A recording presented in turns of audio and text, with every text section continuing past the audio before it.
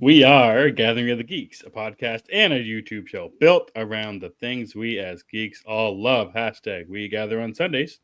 Thank you for checking out the one where it's the last show of 2024. I am one of your hosts, Emmet, and I am joined by the Ted Lasso to my coach Beard, Chris Evans. Chris, how you doing today? Swell. How are you doing? Doing good. Gathering of the Geeks. It's available on YouTube and wherever you get your podcasts. All you have to do is search for Gathering of the Geeks, and you will find us right there. Chris, I love that Christmas intro. I forgot about it from last year. I didn't know we had one last year until I got reminded of it today. Yeah, it's so nice. Nice job you did last year, Chris. Yeah, I like the little reindeer. it was fun. Yeah. I wanted to do another one, and I thought it'd be fun if I could have our heads on elves. But then I thought about it. I said that's going to take me time that I don't want to spend right now. No time for that. next year. Yeah, that's right. Next year. We'll get to it. Maybe next year we'll have like all of our friends as reindeer or elves or something. Yeah, see, there you go. It'll be okay. Mm-hmm. So I was thinking about something today. We talk about the length of movies quite often. A movie that was too long or too short. Yep. What's your stance on that for like music, for like a song? Are you like 8-minute Queen song? Are you 2.5 minute and under Beatles song? How do you like your songs in length? Depends on the song, because I'm happy with an 8-minute Queen song, and I'm also happy with a 2-minute Beatles song. Exactly. But at the same time, I love. You've seen Kill Bill. That song, "Don't Let Me Be Misunderstood." I knew that song before Kill Bill, but now it's more popular. I love that song, but it is like 7 minutes long, and only the first 5 minutes are like lyrics, and the rest of it is just like 70s beats that I don't want. So what'll happen is I'll listen to it to the point I like, and then we're done. That's usually how I do it. It's funny to think of that song from Kill Bill. I like that. It's one of my favorite songs, actually. I also love the Lana Del Rey version.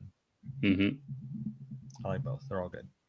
Yeah, it's always so. I often never think a song. If I see one that starts with a 2, like I consider that to be a short song. And is that a short song? Like, what's an average length of a song? 4 minutes, 3.5 minutes, three-ish minutes. Yeah. I think 3-ish is like a average song, but then you have like metal ballads that'll go for 10 minutes long because there's like multiple solos and whatnot. Yeah. Which I don't know if we need, but we have it, so that's cool. To each their own. It's funny to think you can listen to like a Beatles album in like 25 minutes. It's amazing, actually. Yeah, it's like it's both good and be like, oh, okay, I guess on to the next one.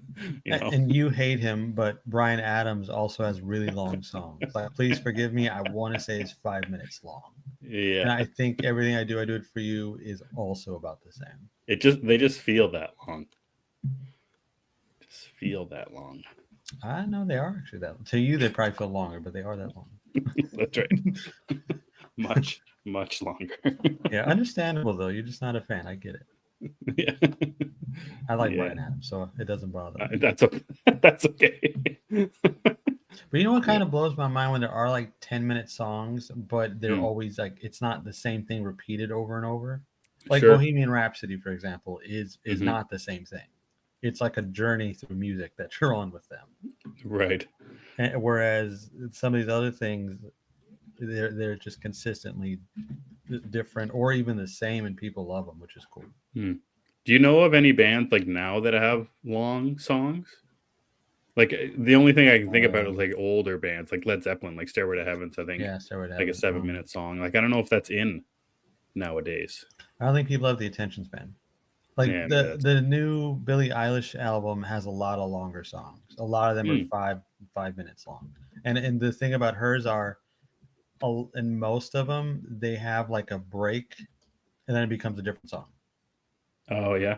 Yeah, it's very entertaining, is the way I would put it. I love that album, so it doesn't bother me. But I would imagine to some people it is jarring. It's like, hey, this was depressing. Now it's not.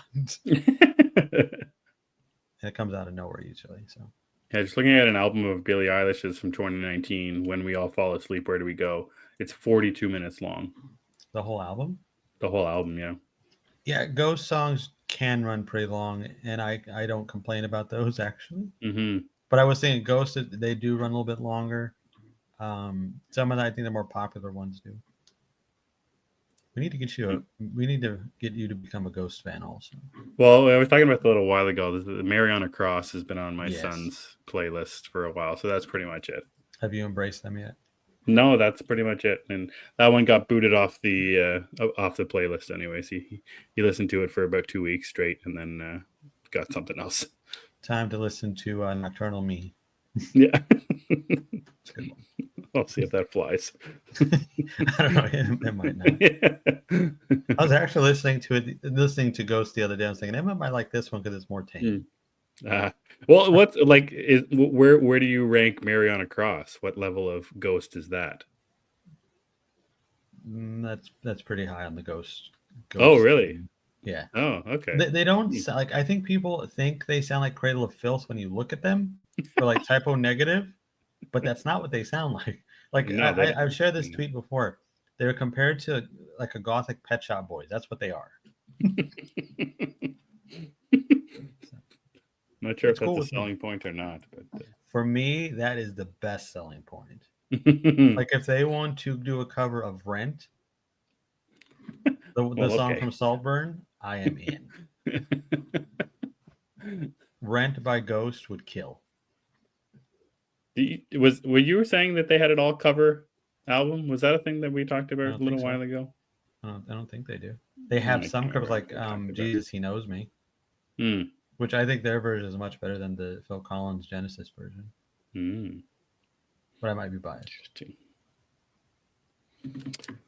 All right. Hey, Phil. Hey, Cookie Heron. How's it going on this fine Sunday evening? Chris, what'd you get up to this past week? I listened to Ghost. Goodbye. End of session. Have a good one, guys. Merry Christmas. I didn't. Hey, how's it going? I didn't have time to read a lot, and I wanted to because there was quite a few things I wanted to get to this week. There was Absolute Bad, of course, which I did get to. I wanted to read that book you told me, The New Gods #1, Batman and Robin, Year 1, number whatever it is. I didn't get to them. I did finish the other book I was reading, the Tynan book. That is awesome. Can't wait for the second issue of that. But yeah, I only got to read Absolute Batman #3. And it's there. Okay. It's okay, Chris. It's safe space. It's okay. It's there. I'm kind of disappointed, but also I think that 1 and 2 were so good. Yeah. And they just hit on every cylinder. Like they didn't slow down at all. They're just awesome. And this one, it's like a lull. Like you have to take a breather when you read this one. Nothing really happens in it, which is fine. But the way it's set up, I didn't love. Their version of Black Mask. So he's unique. He's unique. I don't know if I like the look of this version now that I've seen more of it, and I don't completely get it. He's a fully functioning normal man who wears a helmet on his head. Nobody's questioning, hey, this guy's probably crazy. Even for Gotham, that seems odd. And his mask also reminds me of Xavier's helmet in the Krakoan era. That's exactly what it looks like. He looks like Charles Xavier. Yeah, someone was copying someone else's homework. Not a bad thing because if you want to go with what works. Roman Sionis is not Charles Xavier. And so I don't love the look as much, but it's a story that I have most of the issue with because nothing really happens. There's a lot of unnecessary dialogue, I think. The best thing about it, in my opinion, is seeing the way the Batmobile works. In the flashback stuff, I did like that. Yeah, that's funny you mentioned the Batmobile, the tank or whatever. That was so whatever it funny. is. It seemed a lot smaller in this issue. Also, Oh, because it gets compacted. Yeah, that was the yeah, point of it. yeah. So It that becomes was the funny. size of a normal vehicle. Yeah, it's like, oh, Wh- the bigness of it from the end of issue 2 is not that big of a deal. Um, the Black Mask stuff is interesting because you're one of 5 people that love Black Mask. Like, there's a I lot of think people we're that like 6. Black Mask. So do you think that's I don't know, more of a bothersome to you just because you're such a fan of Yes. Black Mask? Like, for me, I noticed it and I'm like, this is weird. But like, I don't know. I barely know the character. Like, he's fine, he's good, but like, I don't know enough about the character to consider myself a fan of it. So for me, it's just like that's like him doing kung fu and with his weird Charles Xavier helmet. It just didn't hit for me. But like, as you as the Black Mask fan here, I could see how that would bother you much more than it bothered me. And also, the Timothy Chalamet body does not work for me either. No, that doesn't work for anybody. Especially when the head is so big, he just looks odd. Yeah. He looks like he's gonna tip over. Yeah, he does. Especially because, like, the first when we saw him before, he was in a suit and stuff, so he looked bulkier. Hmm. And here, I think he's just in some shorts. It's weird looking. Hmm. But yeah, I do think it might be because I'm such a fan of Black Mass that maybe that's why I have an issue with it. Hmm. And also, I don't really like takes most of the time. Sure. So this is a hard take on him. Hmm. But I'm still into the book. I want to see what else they do and where it goes. Yeah, I'm not Yeah. complaining like, oh, I'm done with this book. No, I'm still in. I just didn't Hmm. love this issue. Yeah, it's interesting about the idea of like a lull in a comic book arc as well. Even the first arc of a series, there always is one. Like, there always feels like there's something that either nothing happens where it kind of like resets the board, or there is kind of like a straight up bad issue. And like, this isn't a bad issue, but it does feel like it's, I don't know, resetting the board and keeping things kind of at a standstill until bigger things happen, until, and that's interesting that you mentioned to me when I told you about the 4th issue, how there's going to be a new artist on the issue, and you said it was because it was a flashback issue. Mm-hmm. So like, Fjord. there's a couple differing things happening with the momentum of the story, it would appear, aside from even just the going backwards issue in issue 4. But even in this issue, like, there's some momentum swings that appear to be happening. Well, it also makes me wonder because it's a 5-issue arc. Yeah. So if you're going to stall even more with issue 4 as the origin, Yeah. issue 5 is the big wrap up. How is that going to work? Hmm. I don't know. Yeah, We it'll be shall find interesting. out next Hmm. month in 2025. That's right. Next year. Next year. Next week. That's right. Or we can make the jokes and I'll see you next year. We're going to do Yeah. that. See you next year. You make those jokes and laugh at people as they curse you. Or I've actually never said it. So we're going to oh, do it there you tonight. go. You're gonna throw it into your repertoire tonight. In obsession until next year. That's right. Maybe. We'll Till see. next year.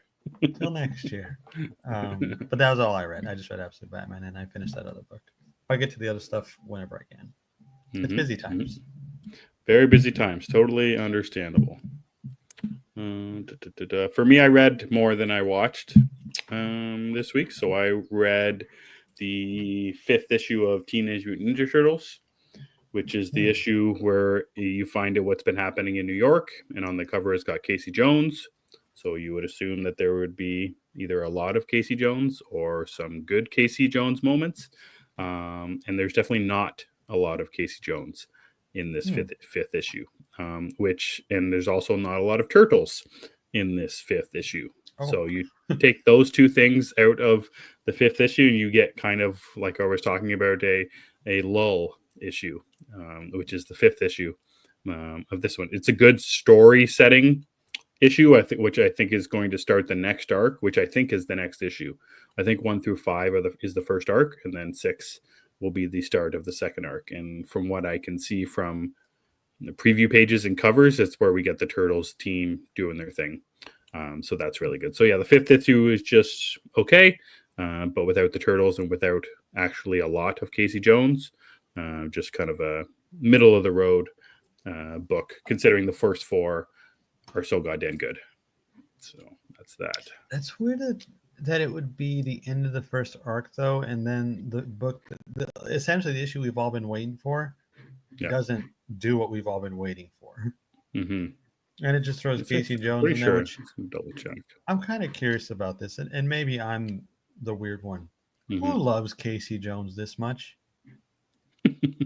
Like, really, I don't care about Casey Jones.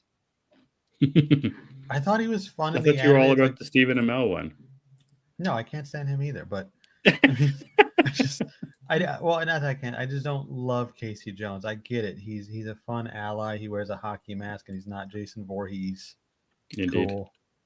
I like the one in the movie. He's like a 50-year-old skater. That's cool. Oh. He says, "I will take no Casey Jones slander." Okay, so we got one. I need to understand. We got one. I need to understand what is it about Casey Jones that people love, because I don't get it. I don't know. Is it just because he's like Casey Jones too? All Casey Joneses, or just one okay, singular that's Casey Jones? That's a good question. Which is your favorite Casey Jones? Because the one I like I said, is the 50-year-old skater boy. 100% in the movies. Mm-hmm. He's pretty cool, and I do kind of like Stephen Amell just because I like Stephen Amell. Yeah. He's Stephen Amell. I forgot who did the voice in remember the TMNT animated movie? Not Mutant Mayhem, of course. The other one, the one with Sarah Michelle Gellar as April. Was it Chris Evans? Casey Jones, Chris Evans. Yep. Yeah, I like that one too. Good pull. Nice. That's actually a fun movie. I think that's a little bit underrated.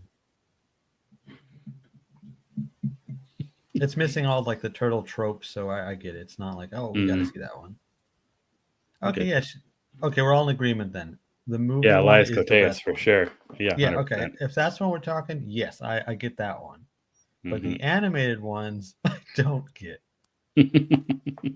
Like, I'll even accept Teenage Mutant Ninja Turtles 3, Turtles in Time, Casey Jones over the animated ones.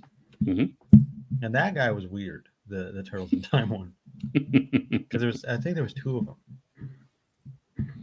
Two Casey Joneses? Well, yeah, I think because in the past there was like an evil Casey.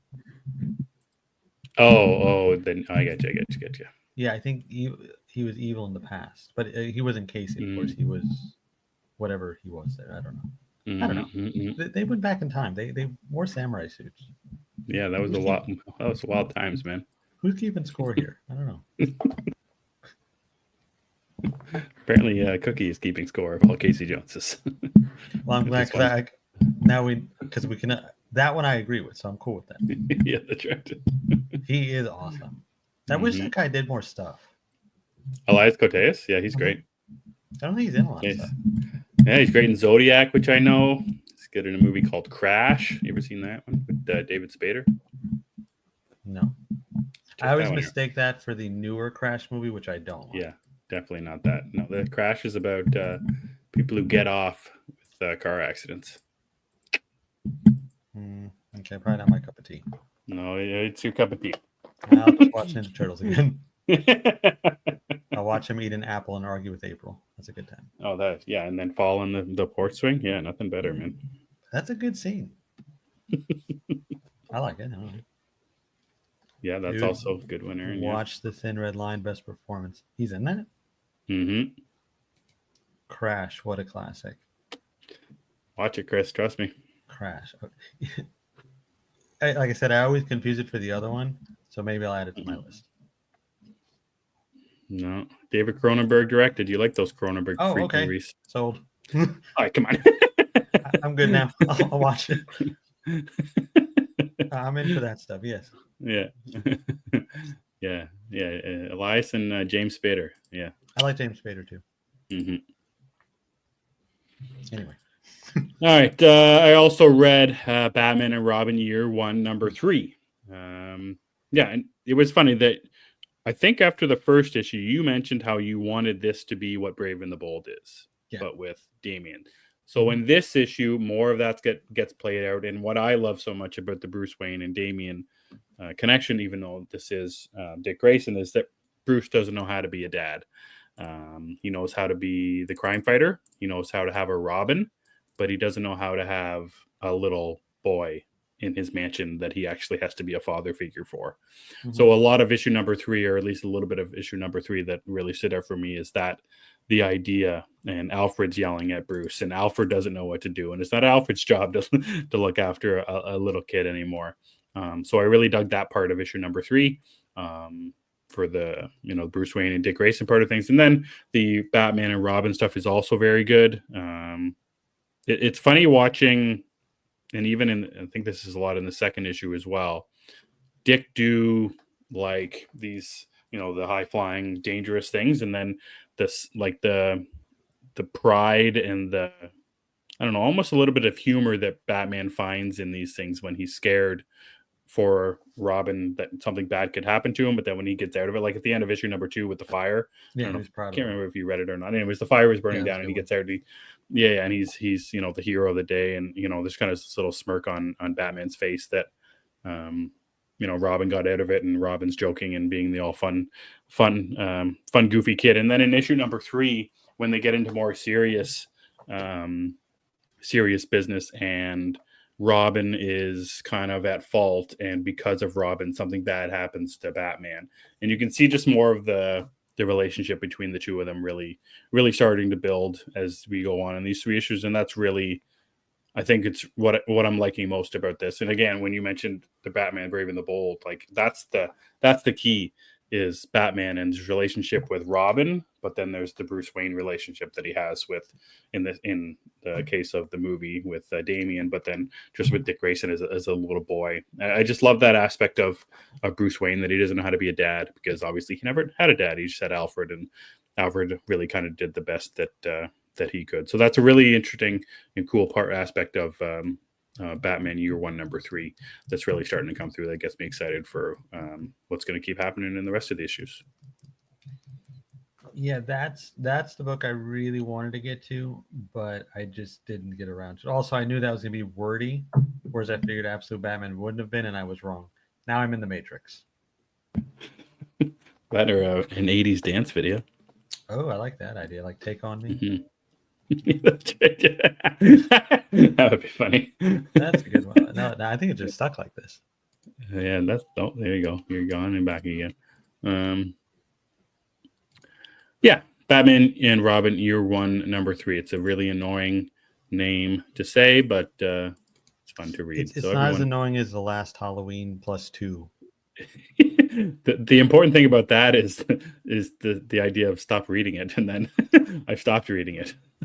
There's been 2 or maybe 1 or 2 extra issues that have come out since the last one that we didn't like too much. So yeah, sorry, last time I was at the comic store, I saw it on the shelf and I reached to grab it, and then I stopped myself. Mm-hmm. I'm like, I'll get to this maybe when it's collected. Yeah, that's where it's heading for me too. I'm going to read when it's all done. I can't keep up on it anymore. No, I think that there are other things to read in its place, and I'd rather read the other things. I believe that to be true. Yeah, which I'll get to that too. Yeah.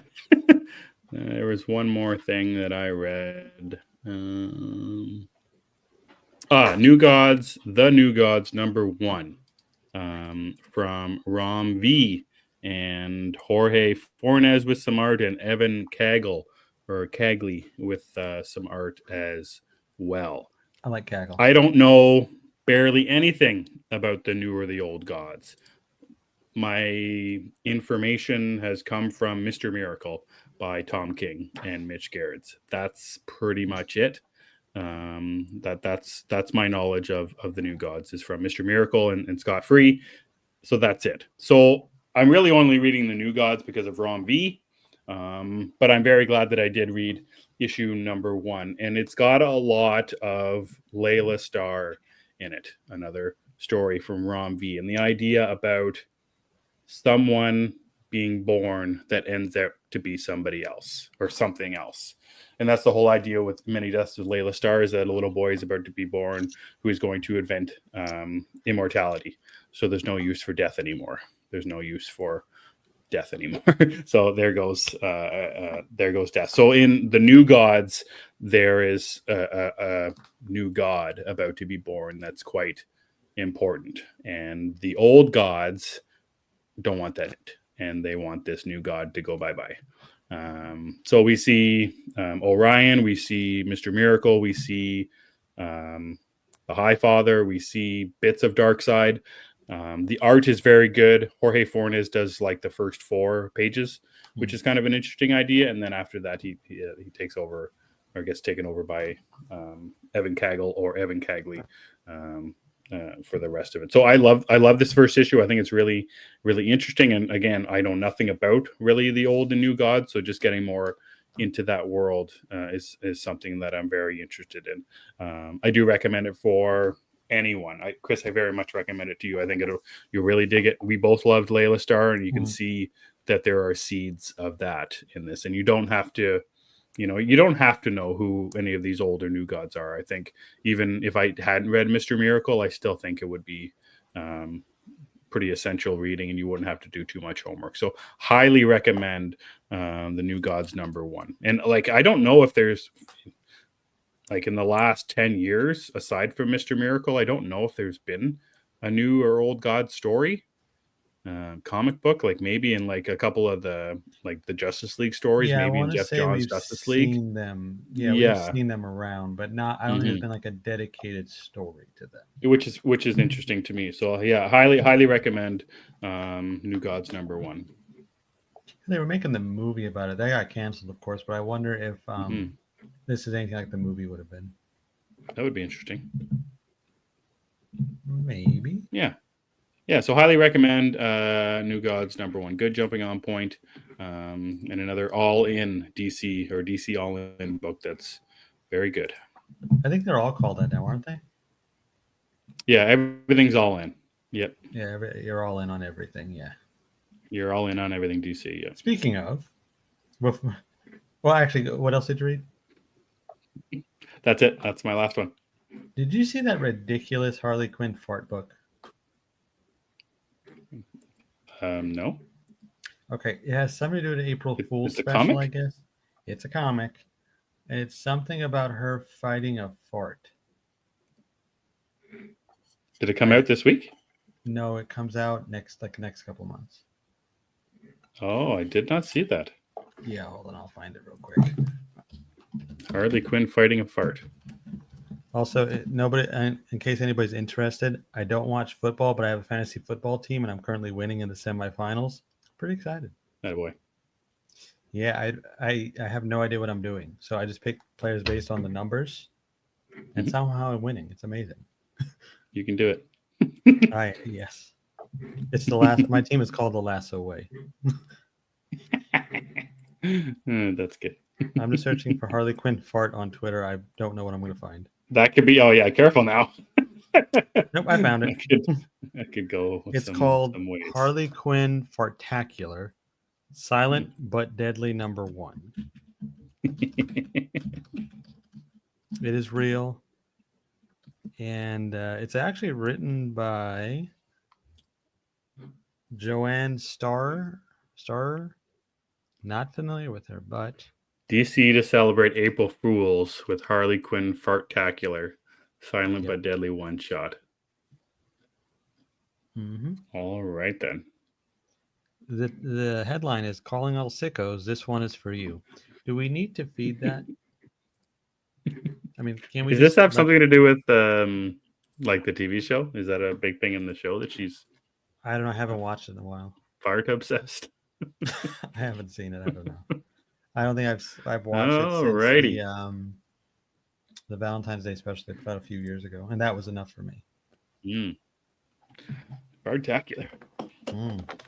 You do what you got to do, I guess. All right, Chris. What did you watch this week?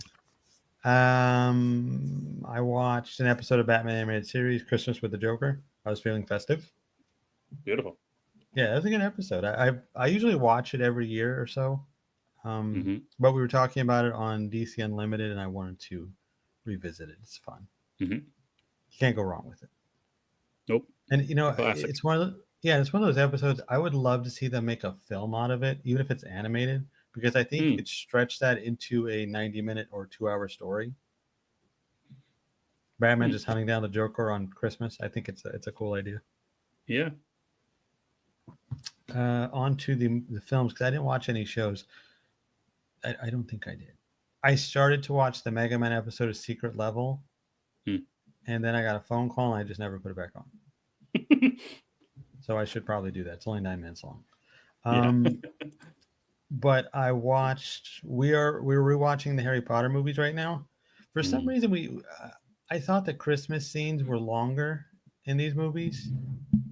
They're like 10 minutes at best, I think, maybe Hmm. even less in the second one. But Hmm. we watched Harry Potter and the Sorcerer's Stone, or Philosopher's Stone for the more intelligent over the pond people, across the pond people.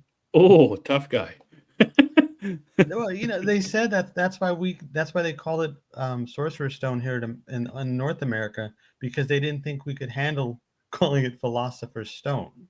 Hmm. That's a thing. Yeah, we're philosophers up here. Really? Hmm. Well, We it's are. just us. Yeah. Just us. Well, anyway, I watched the movie about the stone and the professor with the two-headed. I What get was it. that movie called? Oh, That horrible Malignant. that crap. Yeah, I love that movie. Ah, I'm sorry. Well, yeah, it's that with Harry Potter. Hmm. I had This is the one I've probably seen the most over the years, but Sure. I, for whatever reason, I always forget every detail of these movies. Hmm. No matter how many times I've watched them, I can't remember anything. So I rewatched this like it was the first time I'd ever seen it, and it was magical. That's yeah, that's the best feeling ever. I wish I It could do that is. with so many I movies. I thought the invisibility cloak was in a different one.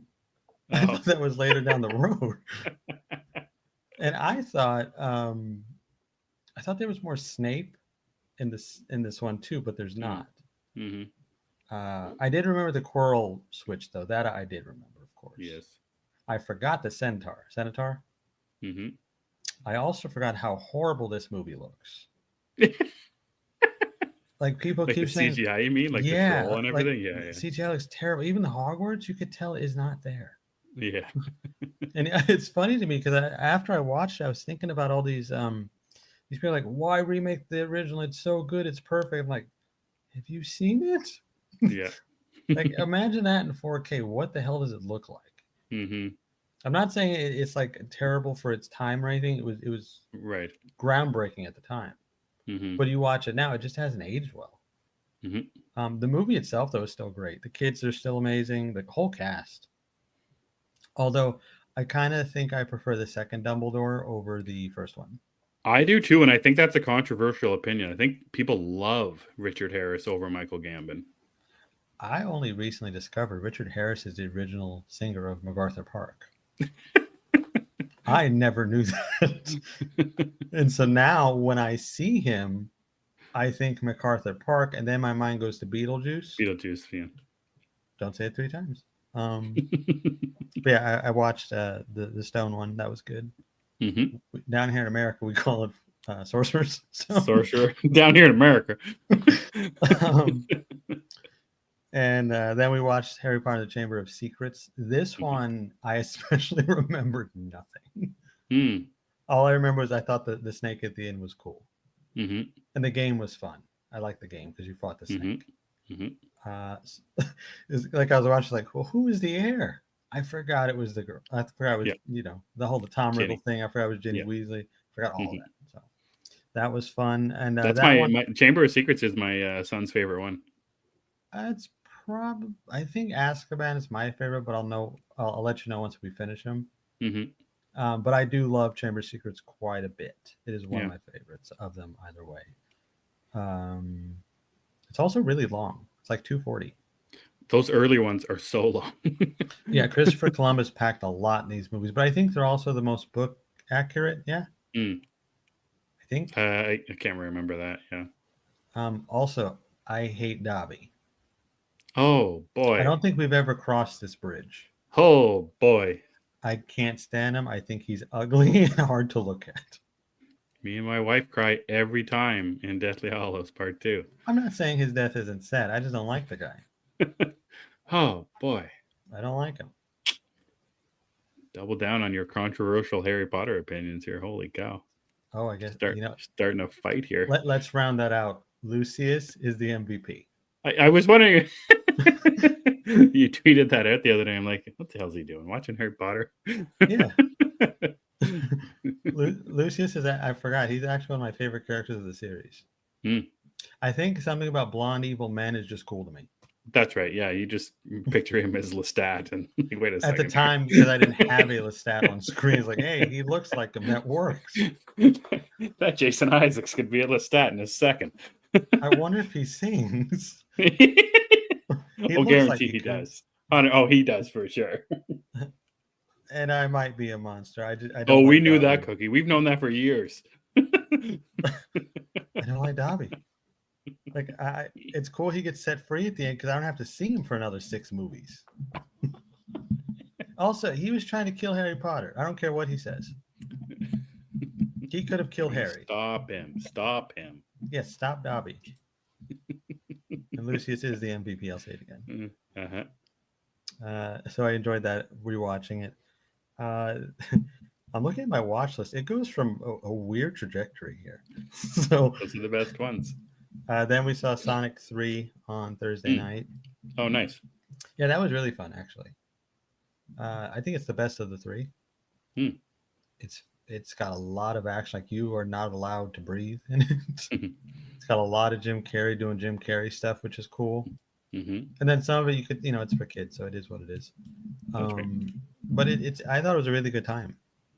And I don't know a lot about Sonic. When we were kids, it was the blue one, Sonic, of course, Tails, and then Knuckles came along. I don't think I ever played the ones with Knuckles. I missed those ones as well, yeah. Yeah, so like the last one was my introduction to that character.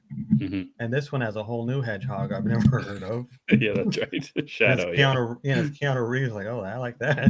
Yeah, I think that's the kicker right there. That's all you need. Yeah, well, what sealed the deal for me is this is like in the first, I think, 10 to 15 minutes. Shadow has a motorcycle and a gun. And I'm like, hey, this is awesome. This is Sonic, the new thing for me. I'm in. More of the Keanu Reeves hedgehog. Nice. Yeah, he's got a motorcycle and a gun. I'm in. Sounds like a good time. It was. I really liked it. Yeah, I can't wait to watch it. Me and my son both love the first 2. We thought they're good for all ages. Good family movie, and there's a lot of action. The comedy's good. James Marsden's good. Yeah, Jim Carrey's good. So yeah, we're really excited to watch the third one. Yeah, and these movies have really surprised me because I remember going to the first one. I was like, okay, Zoe's probably gonna love this, and I'm not, which is fine. As long as she's happy, I'm happy. Yep. But then we walked out of it. I was like, hey, that was awesome. Yeah, exactly. And I was kind of sad when they saw the second one without me because I was busy that day. It's like, well, I wanted to see it. So. But yeah, Sonic 3 was fun. Nice. And this is where it gets weird on the trajectory of what I've watched because generally these have been family films. To round out my week, I watched Anora, which I think is borderline rated X or something. Do you know what Anora is about? No. Okay, so she is an exotic dancer who meets a rich Russian kid. Okay. I think kind of just form a thing is what we'll call it. They form a thing. And it is one of my favorite movies I've seen this year. It has such an interesting story, and the way it unfolds, you're along for the ride. And I really like movies that can do this when they sell you the main character and you just completely buy into them. So you are on that ride with them. As it unfolds, you are feeling what they feel. You are with them. And I love stuff like that. I love what they can do it. And it takes a really strong performance to do that. And Mikey Madison is surprisingly fantastic in this movie. I'd seen her in other stuff like she's in Scream, which I like her in Scream, but we're talking 2 different performances. She's no Sharon Stone, It's a different ball game. And I think I've seen her in something else too. I can't remember what right now. But I just never thought of her as, She was oh, in this Once isn't. Upon a Time in Hollywood. Is she? Everybody's in that Yeah, movie. she's probably one of the Manson girls. I didn't even know Sydney Sweeney was in it until I saw a screenshot recently, and I love that movie. Yeah, exactly. Every popular Hollywood actress is in that movie. So you're kind of like, Leonardo DiCaprio meme. Exactly. But she really is impressive, and I think, like I said, her performance is really what takes you through the movie, and all the other characters are surprisingly great too. And it's not a comedy, but it's funny. It's like a perfect blend of comedy and drama, and it's also just a bizarre sort of story. And there's an ambiguous nature to it too, which I can't really talk about because it's a spoiler. But there's a little bit of an ambiguous thing because the trailers try to sell it as one thing, and it is that, but then it's not. There's a little extra to it, depending how you look at it. It's also, you and I have talked about before how we're not like cinephiles who can pick out, oh, this is a shot from this camera, and they tilted it at a 90-degree angle while upside down. You and I can't do that. But this has certain shots and that you will like, oh, that's neat. Like some look at it looks like it's filmed in a fishbowl or something. And it gives it this kind of dreamy, weird effect. I don't know how to describe it, but Phil says, "Once Upon a Time launched a dozen careers." It did, and it's like it keeps giving. Because each of those actresses have had their day, and they keep coming. They don't stop. Like Margaret Qualley might get nominated for an Oscar this year. Yeah, she's been around for a while too. Holy cow! She has. She's been in a lot of stuff. This year alone, she was in Kinds of Kindness. This, of course, the Substance, and that other movie that I didn't really love. What was it called? Love Lies Bleeding. Maybe I did like it. I don't remember. She's not in that, is she? No, I don't think she is. I think I'm getting that wrong. I'm about to talk about it, so I hope I like. Yeah, Love Lies Bleeding. I did like. It was the other movie with the workout. What the hell is that movie called? Hold on. I didn't like it. There's the road trip thing where they had the suitcase. Oh yeah. Drive Away Dolls. Yeah, that. Okay, that I didn't like. Love Lies Bleeding. I thought was a great. I'm scatterbrained. I'm tired. No worries. So anyway, yeah, Anora is, I think, well worth the watch. Yeah, yes. Drive Away Dolls. That's the one. Yeah, I think a lot of people will like Anora once they get to watching it. So you're talking X-rated, like for sex, or are we talking about for violence? What are we it's a lot of nudity, a lot of sex. Okay. And it's really only in the first half-ish. It's just a lot. Okay. Yeah, I'm with Phil. Anora is magnificent. Okay. And it's a little over 2 hours, but it doesn't really feel like it. And the same guy who did the Florida Project. I remember seeing that one a few years ago. I don't think I've ever seen anything else from Sean Baker. Yeah, I've seen the Florida Project. I'm kind of curious about his other stuff now because I like this so much. But I'm not sure if I'll really dig into his filmography. I'm kind of more interested in what he does from here because I'm assuming, since I've never heard of him, this is probably the best thing he's got. Yeah, I've seen, just looking at his IMDb page, it's not the longest. So I think he's quite new in the game. So nice. Yeah, so check out Anora if you like watching something different. Sure. It's a good time. Yeah, right on. That's it. That's all you got? That was a lot. No Christmas movies this week? No. No, I might have filled my quota already. Okay. Yeah, that's right. We'll see. From your brief moments in Harry Potter. I really thought they were longer. I don't know. Well, it's one of those people. They're one of those films that if there's a Christmas tree in it, people will say it's a Christmas movie. In that case, yeah, because I didn't want to watch anything else Christmas. Because that's supposed to be Nosferatu, isn't there a Christmas tree? In I think there's a Christmas tree in the trailer. That's I how I think I saw justify that seeing it on Christmas. Christmas Day. That's how I justify it. Yeah. Which we only have, for me, it's 4 days left, actually. Oh boy. I'm prepared to make it my whole personality for the next year. Yeah, I don't see you not liking it. That's for sure. Well, let's hope. Yeah. Oh God. No, we can't do it again. We can't have another movie in 2024 disappoint you like that. What other movie does? I don't think I was that disappointed by anything. Maxine, you were disappointed by, and there was one other one. Yeah, Maxine, I don't even want to talk about. Yeah, that was bad. Yeah, and then I thought there was one other one. Maybe there was. Might have just been Maxine. Yeah, I was probably a big enough disappointment, but I think there was something. I can't remember what it was. Mm-hmm.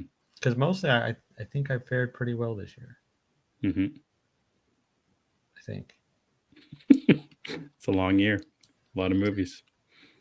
AMC sent me a thing like Spotify has Wrapped. Now everything has Wrapped. Yeah. AMC sent me a thing. It said I was only at the theater 32 times, which I thought I was there more, especially because 3 of those times were Deadpool and Wolverine. So, and I think 2 were Dune 2.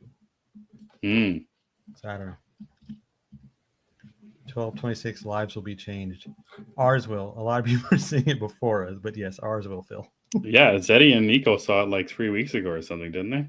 They did. I can't even talk about it. Mm-hmm. I actually had the chance to see it Thursday night, but I already agreed to take Zoe to Sonic. I was like, okay, don't disappoint the kid. Take her to Sonic. Oh, no. That's what we did. Risky. It's okay. It was worth it. She was happy. Nice. That's all that matters, Dad. What'd you watch? So I don't have much aside from Love Lies Bleeding, which I knew Katie O'Brien when I saw her in the movie from that episode of Mandalorian. I knew Kristen Stewart from a few things. You I've heard talked she's about been in a movie or two.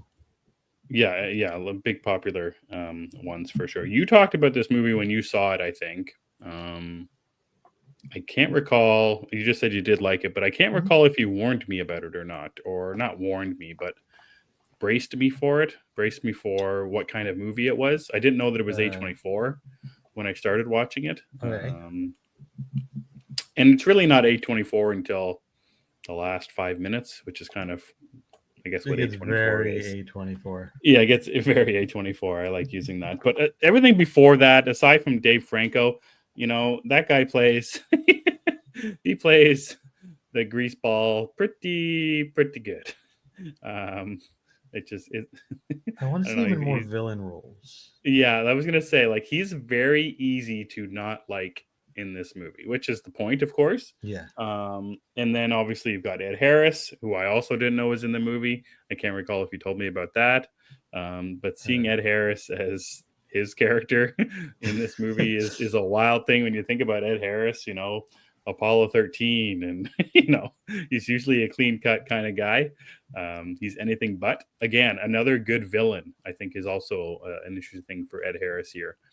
I think he's a really good villain in Westworld as well. Just a different kind. Yeah, I forgot about that. Different kind than in Love's Life. But yeah, exactly. It's hard to know who the villains are in that show.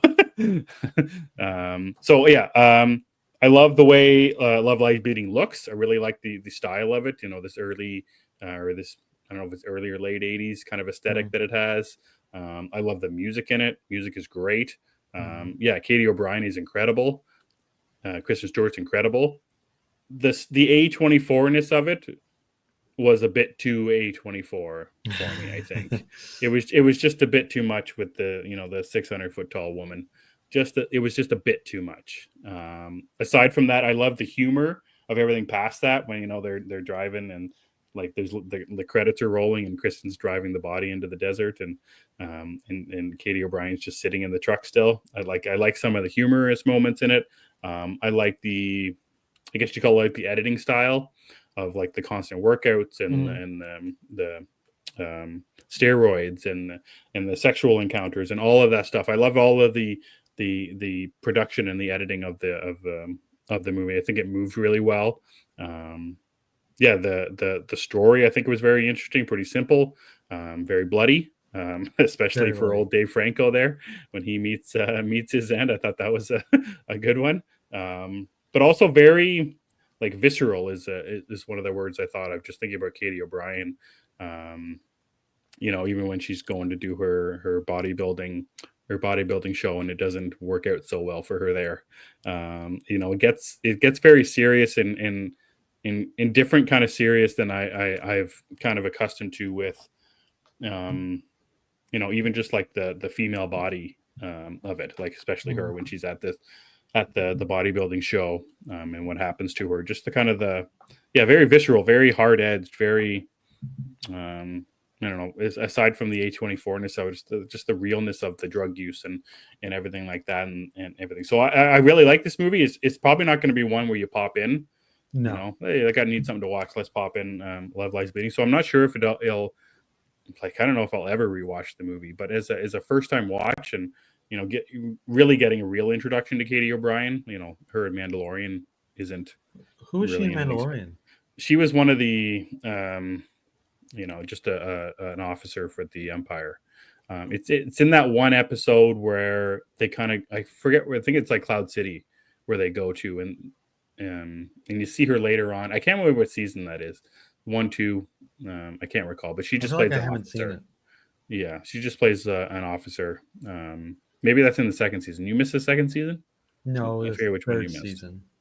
Yeah. Third season and on.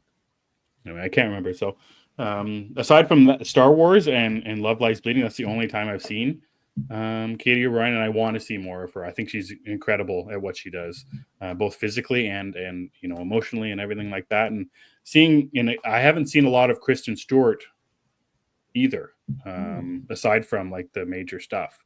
I didn't see her in the one she did a few years ago that she was nominated for. Spencer.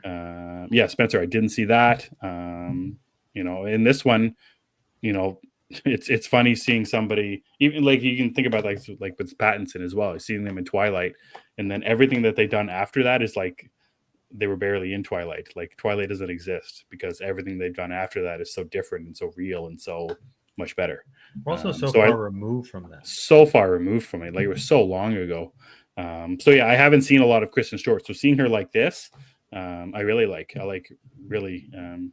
She obviously does an incredible job, and I think a lot of different things. But in this in particular, it's something that I didn't expect to see from her, and I just I loved it. Real good movie and quite the experience all around. Even without the A24 stuff, just with the real relationship between the two of them, quite the experience. Yeah, but when that A24 hits, it hits. When it kicks in, it really kicks in. Yeah, every A24 movie I think has that little surprise in there. It's kind of like watching a Nolan movie sometimes. We're like, okay, there's a twist or something coming. But that's right. And with A24, it's okay, some wackiness is on its way here. Yeah. Like, oh, she wasn't shooting steroids. She was shooting, I don't know, LSD or something. Who knows? Yeah, that's right. Or gamma rays. Yeah, gamma. There you go. It's like a Quiet Hulk movie or something. Yeah. Oh, yeah. It's the She-Hulk origin story. It's a gorilla Hulk movie. Yeah. That's what it is. Yep. It's good though. Yeah. I am too. I'm glad I watched it. Just for Katie O'Brien and Kristen Stewart alone, it's worth watching just for those two because of how good they are. I think she has a starring role in something that was big, but I can't remember what it was. Because I think I'd seen her before too, but I don't remember what it was in. Because her name was popping up a lot for like Wonder Woman, which I think is an interesting idea, the new Wonder Woman. But I also think people are picking her because she has the physical attributes for it. Yeah, she's huge. Yeah, and she's not a wrestler, so that works. Mm-hmm. Yeah, so that's pretty much it for my movie watches. Aside from Star Trek, watch Wrath of Khan That's always last night good. and been watching. Yeah, great time. And watching more of Lower Decks as well, the animated show. Just trying to get caught up because I realized a few weeks ago when Eric mentioned that he was watching season 5, I realized I didn't even finish or start season 3 or 4. So just working my way through those, and yeah, a bunch of Christmas movies here in between. 2 days away now, so yeah. Yeah, I don't know. If I watch any more Christmas movies, I do want to see that Jack Black one. That's on Dear Santa, Paramount. yeah. Yeah, I kind of want to see that, and I would like to knock out a viewing of Christmas Vacation. That's Christmas Eve for me and my family. Oh, is it? Hmm. That's a good one. I've replaced Christmas Story with 8-Bit Christmas on Christmas. Yeah. So if we don't go see Mufasa, maybe I'll stay home and watch that. Oh yeah, that's the plan coming up. It might be. I don't know. Did you get to the was the Superman trailer on Sonic 3? Oh, it was, and it was glorious. Yeah, how was it on the big screen? Yeah. It looks really good. The theatrical version has a couple of new shots, or different shots, I should say. But they're really quick. Nice. You blink and you miss them, but they're still nice. You know, you can see more Nice. of Mr. Terrific. There's an extra one with Lex, and I guess they're the 2 villains of the movie. So all 3 villains on screen at one time. Pretty Sweet. cool. Really nice. I love that trailer. It's a good one. It's really nice. All right, Chris, anything else you want to talk about on our final show of 2024? No, I think that covers it. Next year, we're going to have a lot of fun stuff to talk about, though. I know you're not going to watch it, but Mayfair Witches season 2 is the first week. I don't think I'm going to watch it, but I might because AMC charged me again. I keep You're gonna have to cancel. You're gonna have to watch it just to see if there's gonna be any kind of relationship with did Interview. That last year or last season. I know you did, and they're gonna do it to you again. Yeah. I mean, if I'm paying for it, I'm probably gonna watch it. Yeah. But also, they put the Newsreader on there, which is the other Sam Reed show I've been wanting to watch. Oh yeah. Yeah, I watched the first episode on Roku, and then I didn't like watching on Roku, and I just kind of forgot about it. He says I'm not watching it. We say that, but it's gonna be there. I don't know. She's sticking her flag in the sand, Chris. She's not watching. I don't blame her. The first season's atrocious. They strung us along for something so stupid, but we'll see. Yep. But yeah, I think we got a lot of fun stuff coming up.